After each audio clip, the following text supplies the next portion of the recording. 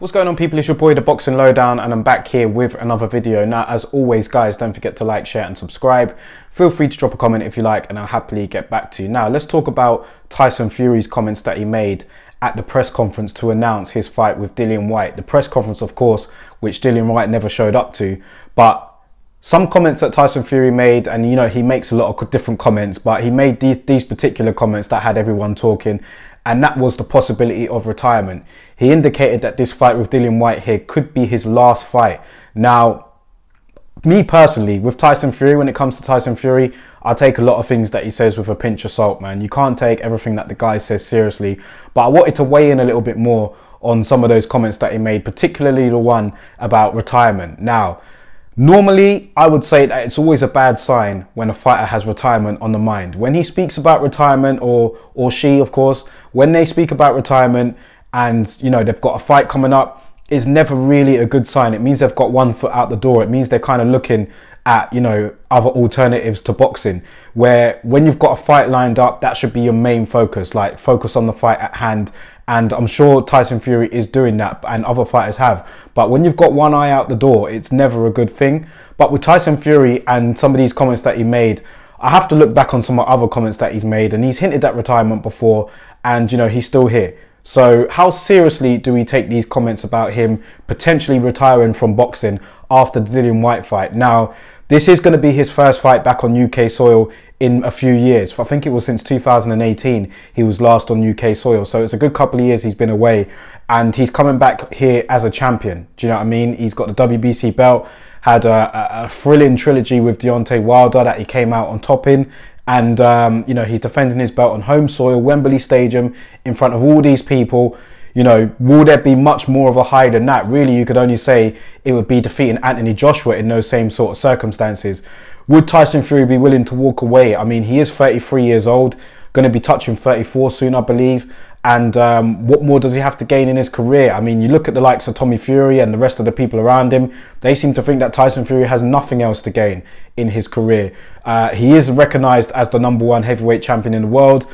He is recognised as the #1 heavyweight. He obviously has defeated Vladimir Klitschko on foreign soil. That was a big win. He's defeated Deontay Wilder 2 out of 3 times. A lot of people thought he should have won the first time as well. So, you know, he has defeated some names on that resume, like Derek Chisora as well. But when Tommy Fury says stuff like, you know, he's got nothing else to prove, I don't believe that for a minute. There are still plenty of other guys out there in the division. It's just whether Tyson Fury wants to fight them or not, and how much he wants to be remembered for his legacy. Because of course, he could retire on top right now and go down as having a great career. But how do you want to be remembered? Do you know what I mean?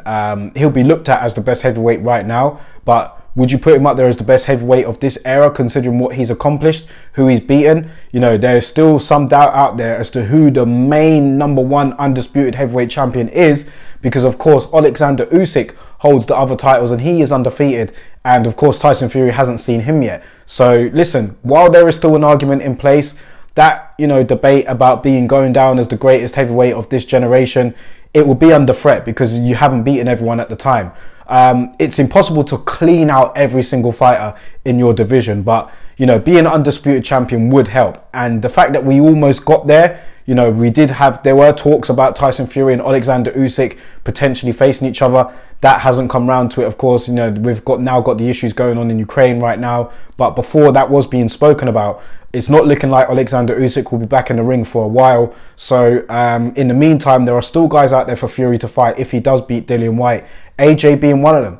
Do you know what I mean? We were so close to getting that fight last year, man. That would have been so huge for the UK. This fight with Dillian Whyte, don't get it twisted, this fight with Dillian Whyte is massive. But that fight with AJ would have been so huge. It would have been, you know, everything. Undisputed, all British showdown. You know, it didn't even matter to me at that point where the fight was going to take place. There were talks about it happening in Saudi Arabia. I was prepared for that to happen. Of course, we were going through the pandemic, and, you know, there were severe doubts as to whether that fight would be able to be held in a capacity stadium like Wembley. However, times have changed since then, and now it will be Dillian Whyte heading, you know, the bill alongside Tyson Fury. But that would have been the one. If Fury would have beaten AJ and he would have said he would retire then, I would have totally got it. I would get it a lot more. Do you know what I mean? Because he wouldn't have been able to capitalize on a high as much as that. I don't think. It's similar to the situation with Amir Khan and Kell Brook, where Kell Brook defeated Amir Khan. Personally, I don't think he'll get I don't think he'll get any higher than that in terms of emotional wins. You know, he's been a world champion. He's done it on foreign soil. He's fought against the very best, not won them all. But the Khan fight was the real one that he really wanted to win. And when he won that, you could see the elation in his face. And I thought that maybe, you know, that would be the best way for him to retire. Obviously, it's down to Kell Brook. Now, where I relate this to Tyson Fury is that win over AJ would have been the same sort of thing. Do you know what I mean? That would have been the one. But Dillian Whyte is still a huge fight. Do you know what I mean? It's still a big fight. And, you know, we'll see, man, because there is a lot of conflict in Tyson Fury's statements as to what he says. He'll say something one day, then he'll say something another day. It wasn't too long ago where Tyson Fury said that he had a hit list of 5 opponents that he wanted to fight before he retired.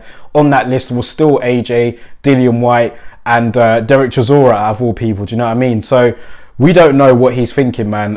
It literally changes by the day. So I'm curious to hear you guys' suggestions as to what you think this is. Do you take these claims seriously or not from Tyson Fury? He says that he doesn't want to be one of those guys that hangs around too long. And, you know, that is ultimately what tends to happen to a lot of majority of boxers. They do tend to hang around too long. If Fury was able to go out on top, that would be great for him. But, you know, I just don't know how serious to take these claims about retirement, man. I don't think he's going to retire after the Dillian Whyte fight. He will be pocketing a lot of money, but, you know, we'll see. You know, there's more glory to be had, man, but does he have the motivation to do it? Time will tell, man. Let me know your thoughts about it in the comment section below. I'm curious to hear them, and I'll catch you on the next video.